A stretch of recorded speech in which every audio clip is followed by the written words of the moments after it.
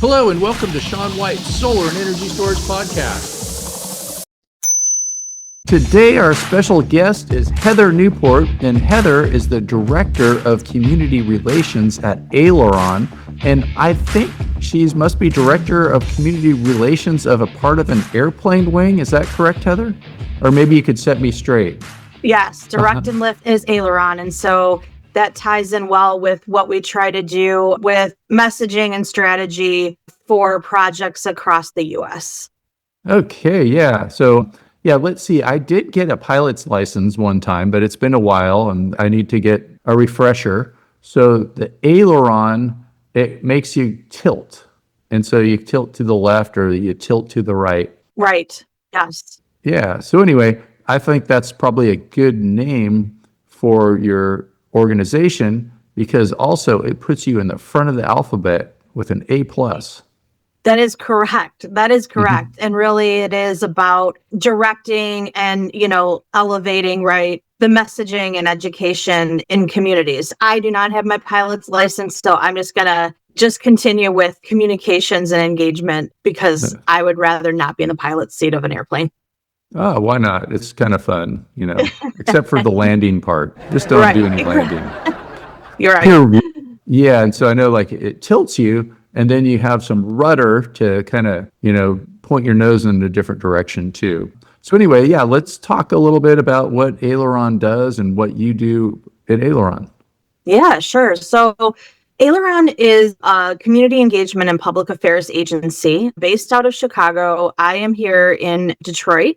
And we do community engagement and communications for renewable projects. And so wind, solar, energy storage is part of our portfolio. We have both, our core staff, which is myself and then my team in Chicago. And then we have local partners that are on the ground in our communities. And that is a key point in our business model is that we have folks that know the ecosystem, understand some of the nuances in the communities that we go into and help kind of shape not only the strategy, but, what the concerns are, what the questions are, what matters to them.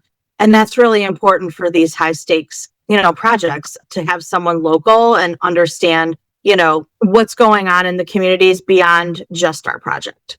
Yeah, I hear rumors and people talking about there being something like campaigns and Facebook campaigns from people that are against solar projects and renewable energy projects out there, maybe in, the middle part of America.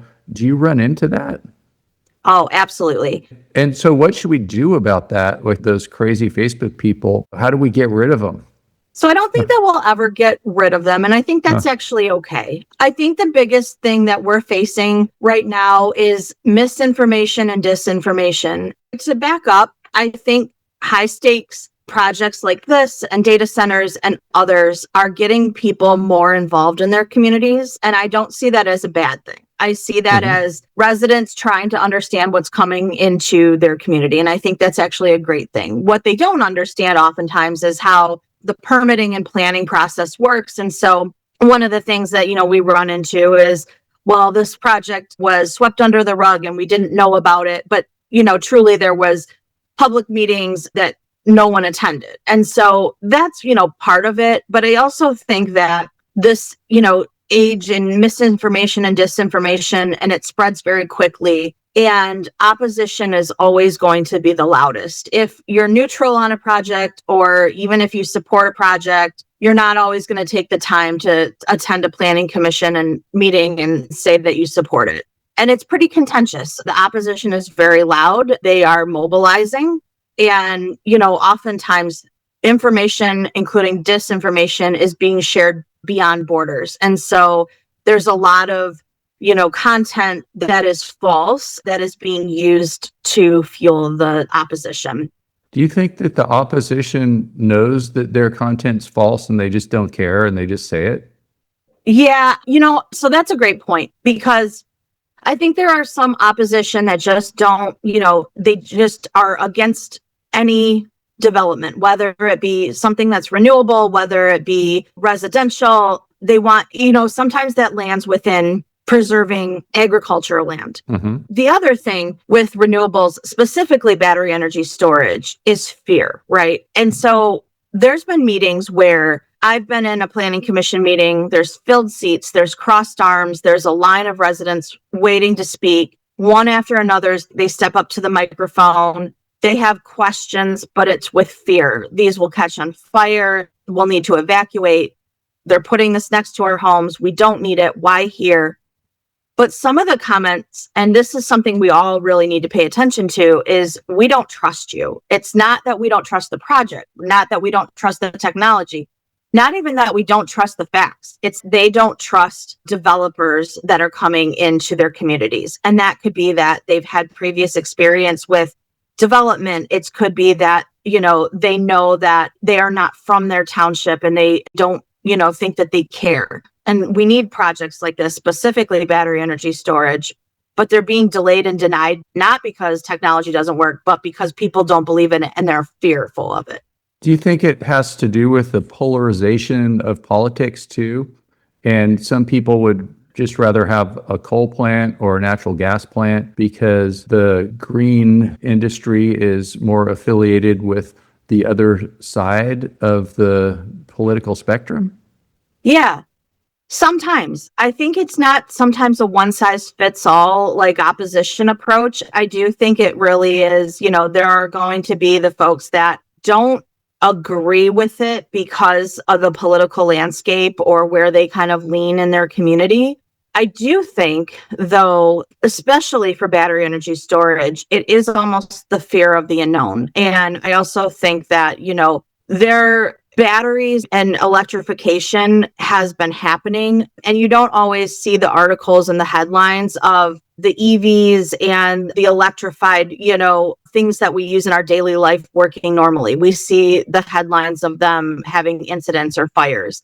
And so, I think it's a combination of both that kind of fuels this. But I think where the fear comes in is of, you take one incident and you run with it. And this is a very, very fear-based issue.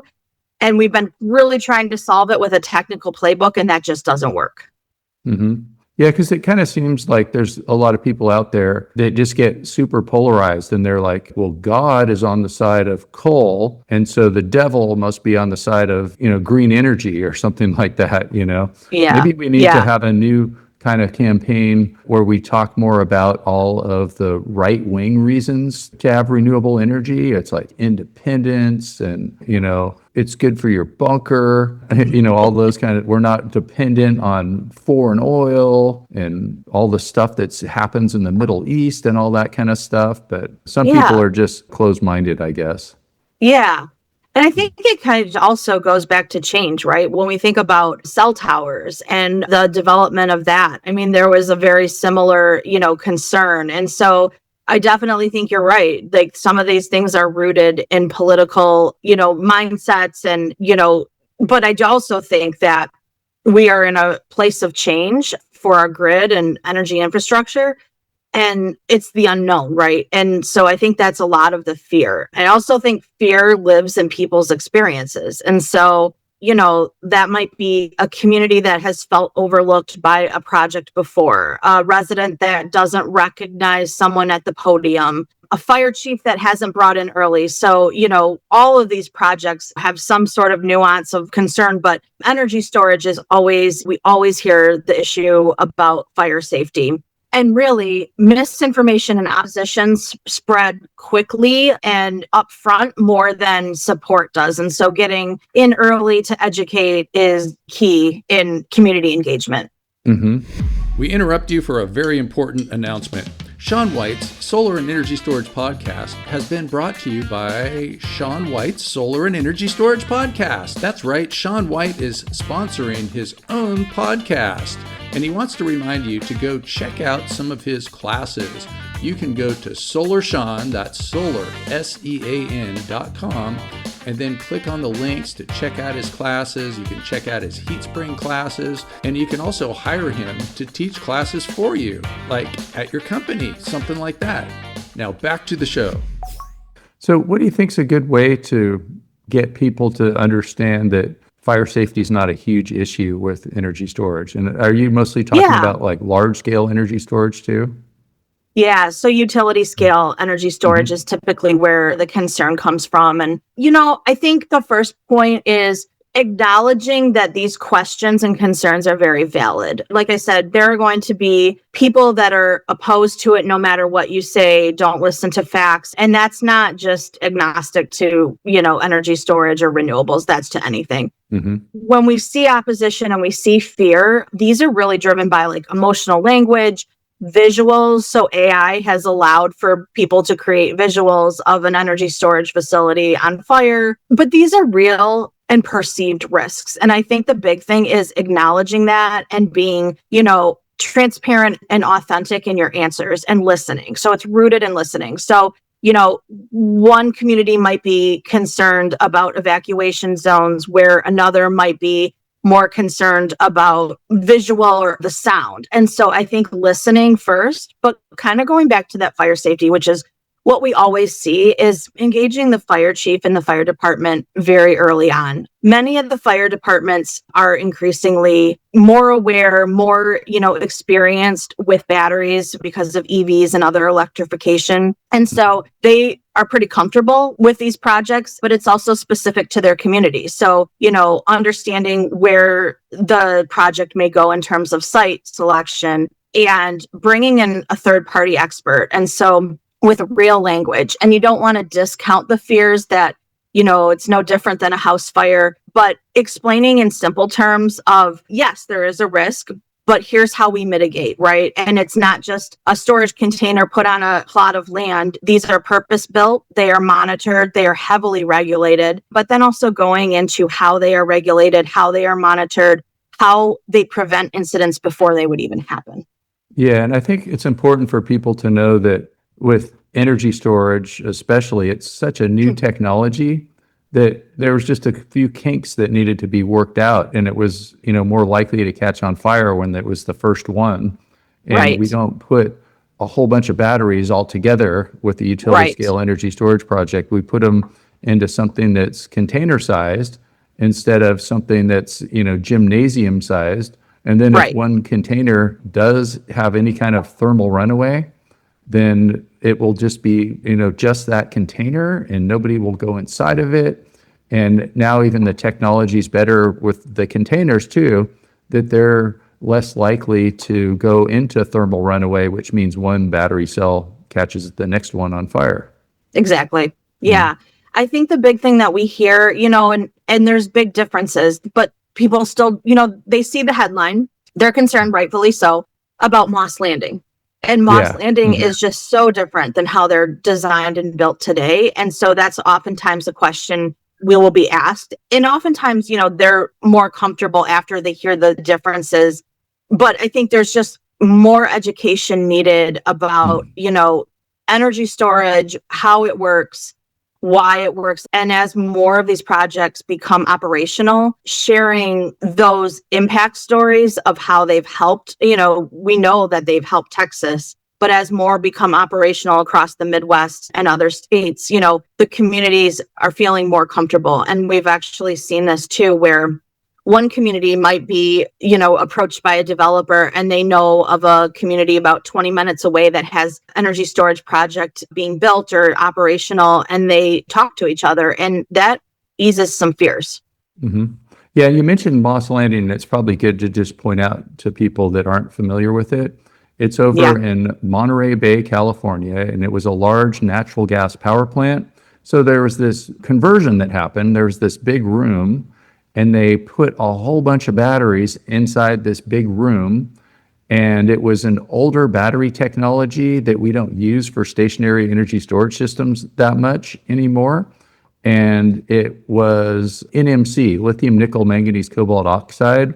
You'll see that in a car these days, but you'll see LFP technology, lithium iron phosphate. So it's a lot less likely to go into thermal runaway. Plus, instead of a container, it was like way bigger than a gymnasium. It was like, I don't know, maybe a stadium or something like that. And the whole thing didn't blow up or anything like that. but there was some problems. And I think there was a couple of times that when there was problems there, it was just so many batteries, there's bound to be something that goes wrong. Right. And so like, I think one time it was even the fire suppression system shorted out. It's like it was caused by what was supposed to prevent the fire. So, yeah. Yeah. Yeah, it was just one of those things. And, it was definitely a big issue and it made the news. And honestly, it's still being shared today, which doesn't surprise me. But what's not being shared is the advancements and, why it's so different and really the purpose-built engineering of these facilities today. Yeah. And I think it's like, I kind of honor the people that are first that have the problems. They kind of like sacrifice their own money to show us how to do it or how to not do it, which shows us how to do it. Right. It's made a lot of advancements, just like any other technology, that we've had or will have. Like I imagine the Model T, the original Ford car, you're out over there in the Detroit area. Yes. And that Model T was probably not even come close to passing any safety tests. I think even in the 60s, they just started putting seatbelts in the car. Right. There's just a lot of things that get better as time goes on.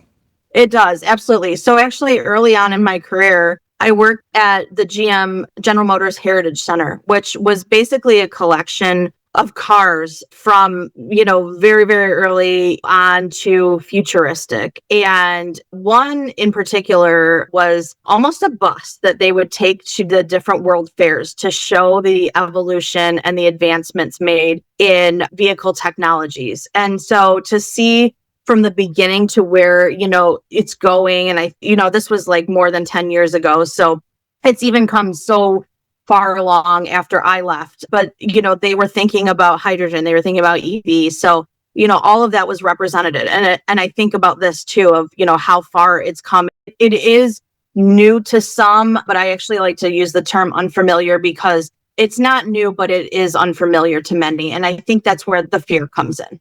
Mm-hmm. So all of this energy infrastructure, you said you're out in Detroit, and I think you said your company was in Chicago. One time I did that ride. Yeah. And I got my last speeding ticket doing that. So I should have just flown. Yes. So over in that area, I know there is a lot of development going on. There's a lot of farmers. I think the farmers are not really the ones against it because they make money putting, farming batteries and solar and all that kind of stuff. So, they have agrivoltaics where they can do, farmland with solar. Maybe we should come up with energy storage, energy storage. Hey, maybe something like that. And then, so they're putting a lot of data centers out there too, I guess. And is that a lot of what it's about? No, I think, what this is about, and that is something we're seeing too, that energy storage, but also just broadly, renewables are always tied to data centers. And that is a rising concern for people. And really, it is about, load growth, what's coming, what needs to be done to modernize the grid. Michigan in particular has goals for renewables on the grid that they are working toward, which includes energy storage. It is about more, reliable, more clean power. Certainly, I think load growth, when you think about it, is data centers, but it's also bringing back domestic manufacturing. It's, changes in residential. So actually near me, we have 2 subdivisions, larger subdivisions that are going in. And so, that growth isn't stopping. And so we need to plan for that. So yeah, we do see the conversation about what does this mean for data centers, because that's certainly a concern for, residents that, okay, if we get this, then, a data center is soon to follow. But really, we do in Michigan and in other states, there are mandates, there are goals to bring more renewables online. One thing that I noticed that was kind of interesting is they call it the acronym NIMBY, not in my backyard, for not building stuff near where you live. And so then where do you put it? Where do you put it? Yeah, and it looks like in Berkeley, I was reading some kind of chat or something for around Berkeley, maybe it was on Reddit, and there's a big movement against NIMBY. They're just like, those selfish NIMBY people that they don't care about, society, and all they care about is their backyard. So maybe that movement will grow. I guess it's a lot of NIMBY with, as far as people going to meetings that don't want infrastructure in their town. Yeah. And I think NIMBY has always been a thing and it always will be a thing. And I think there's a couple things, right? Like landowners have the freedom, and that's a great thing, to do what they would like with their land. Certainly, I think responsible site selection plays a big role in it. And that kind of goes back to just, the approach of seeing early on in the process, understanding the community almost in 360 degrees. So, what has been their experience with development? What has been their experience with renewables or other energy infrastructure projects? Have they had any contamination, from any other industries? But I do think that, so the NIMBY group is going to be the loudest, but not the biggest. And you're going to have residents and officials and really anyone within the community that wants to ask questions. They're curious. They want more information. And I think that's a great group because they might not be an advocate, but they might be comfortable. And I think when we all think about what success looks like, it's not zero opposition. It's understanding, it's thoughtful questions, it's conversations. And ultimately, yes, we want to get our projects built, but we also recognize that that doesn't mean zero opposition. I wonder if 12,000 years ago, over in Mesopotamia, if there was somebody that's like, hey, I got this great idea that's called farming. And then there was probably some hunter-gatherers going, not in my backyard, that's ugly. Right.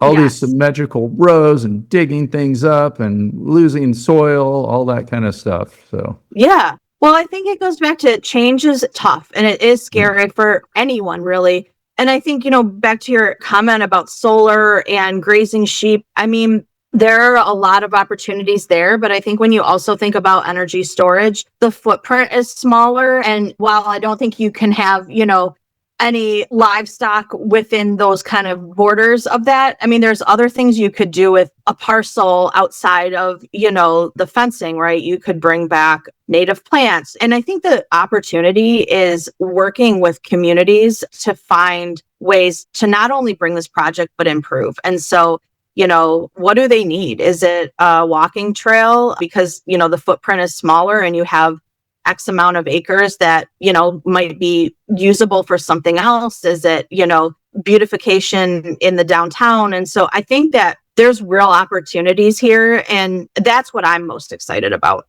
Yeah, I was just thinking that maybe one way to promote the energy storage is it reduces the need for extra transmission lines and transformers and things like that, because you could send the electricity over a longer period of time instead of like all at once for just an hour a day during peak. And so there's, once again, like you said, energy storage, you stack the batteries on top of each other. It's not like solar where they have to be all spread out to catch the sun rays. So it takes up a lot less space. And then it makes it so you don't have to have all this other infrastructure, which are these, extra power lines at higher voltages. And then maybe you could scare them about all the, the construction, and they're going to be coming through with big old power lines. And those power lines are controversial, whether those EMFs are good for you or not. And I think there's some people say that all that extra power with the high voltage transmission lines makes the cows not produce as much milk. I've heard that. Yes, we've heard that. Yes. And it's an interesting one because it kind of goes back. Fear always will rise to the top over facts. And so, many facts kind of contradict that. And I think it's beyond, just these projects, but the fear and misinformation, it is a really tough thing to get around because facts aren't always what everyone wants to hear, but it is true. And so, I think that that's always going to rise to the top of, well, I heard this, or even if it wasn't a true incident, I think that if you say something and it kind of, takes on steam and it makes it to all these forums and then it's just believed to be true. And that's really a tough one I wish I had the answer on how to solve it tomorrow, but I think, it's something that we all need to realize and understand the true concerns and figure out, okay, where, the education needed. And again, you're not going to win over everyone, but really listening and educating and being authentic is going to get you somewhere. Yeah, I guess humans are kind of mobilized by conspiracies, and it's like all interesting and, some kind of crisis. And if you made a news station that was not about something negative, where you weren't just going, no, this bad stuff is happening all the time, and people would just skip the channel, There's no such thing as a successful, good news station. Yes. So I always seek that out because I would say this industry, it's full of really smart people that are trying to solve problems. And that's what kind of keeps me going, because I believe in this. And I joined this industry because I felt it was a purpose for me and my family and, what's next for the world. But I will say that sometimes, some of the information and the challenges, I have to go seek out positive stories. And so some of my favorites, the cool down, I like to follow. I follow a lot of positive news stories about the environment that kind of remind me that good things are happening. Great, great. In addition to this podcast being brought to you by Shawn White's Solar and Energy Storage Podcast, it is brought to you by Intellectual Curiosity. Maybe a little bit about Aileron, your organization that you work for. What else is Aileron up to? Yeah. And maybe how can Aileron help some listeners? Yeah, sure. Thank you for that. So Aileron is, community engagement public affairs agency. We work on behalf of developers and manufacturers in the renewable energy space. Really what our key is getting good projects built. And so that starts with community engagement early. So where we can help is in the site selection process, understanding, who the neighbors are, what the community looks like, what's going to matter to them. Are they going to face opposition? What do they need in terms of economic development? Really kind of seeing that community in 360 degrees, even beyond renewables. So, I've had communities where they've had water contamination, or they've had a development that the decommissioning went wrong. And so that all really impacts how they view a new project coming in. And so we work with developers to do an assessment. And so that is early on in the stage, really before any meetings would take place, of here's what you can expect. And then we help with stakeholder engagement. We help with, permitting activities, but we really help build relationships within the communities, not only with, some of the decision makers, but to the benefactors. So whether that be the regional economic development, whether that be a local Rotary Club, how can we come in and support the community, make the community better? And then also, in this day and age, Planning Commission and local officials are really facing a lot of pressure when it comes to development because people are getting more involved. And so helping them understand these projects and, having the facts so that when residents or others come to them with questions, they understand how to answer. And so ideally, we work with a developer early and throughout the process, because community engagement doesn't stop after permitting. There's a lot of opportunities to support the community through construction, operation, and being a good neighbor. Great, great. You know what I just kind of crossed my mind is there's this movie out there that you might have seen, and it takes place in the area of my utility, Pacific Gas and Electric. Okay. And there's this woman, and she goes out there and engages the community extremely well. She's one of them, and she wins. And there was this contaminated groundwater, and I know exactly who you're talking about. you know what movie it is, so I'll let you say it. Yeah. Erin Brockovich. Yeah, Erin Brockovich, and it was played by Julia Roberts, and Yes. It's a great movie. It's very moving and things like that. So are you is that what you do? You go into the community? Are you like Erin Brockovich? I would like to say that I am connectivity between people that want to build good projects and also communities that want to see responsible development. And so I am not, obviously I want to see good projects get built, but I also want to see a community benefit from it. So I wouldn't say I'm Erin Brockovich. I would say I'm Heather Newport. But I think one of my favorite things about being in the community is understanding them and working with them and solving problems. I mean, ultimately hope you have no problems, but that's not the world we live in.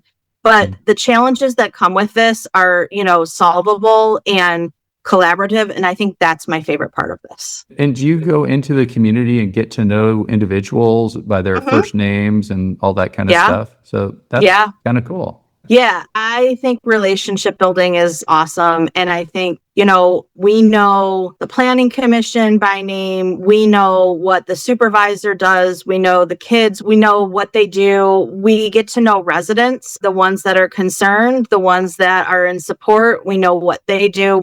We like to do in our newsletter where we like to eat in the small businesses we support when we go into communities. And so where's the best cup of coffee? Where can you get the best breakfast? And so that's another part of it, is not just being there for the important meetings, but following along on what's going on in the communities. And so, a couple of years ago in one of my communities, there was a tornado, and it really impacted a group of kids from a local school. And the school started just a community store where families and kids could pick up the necessities that they lost in the storm. And one of the developers I worked with made a very generous donation that basically kept the school store open for another month. And that was really impactful, and like one of the, pride moments that I find in this work. Awesome. So I really like your story. I think everybody should go out there and watch Erin Brockovich, and then they can go and contact you over at Aileron. And so Heather Newport over at Aileron, the Director of Community Relations. And how do people find you? Yeah, so you can go to aileroninc.com. I will also give you my email to share. I'm always happy to make new connections and talk about community engagement. We're all in this together, also on LinkedIn. So love to continue the conversation. Awesome. All right. Well, thank you so much, Heather Newport of Aileron.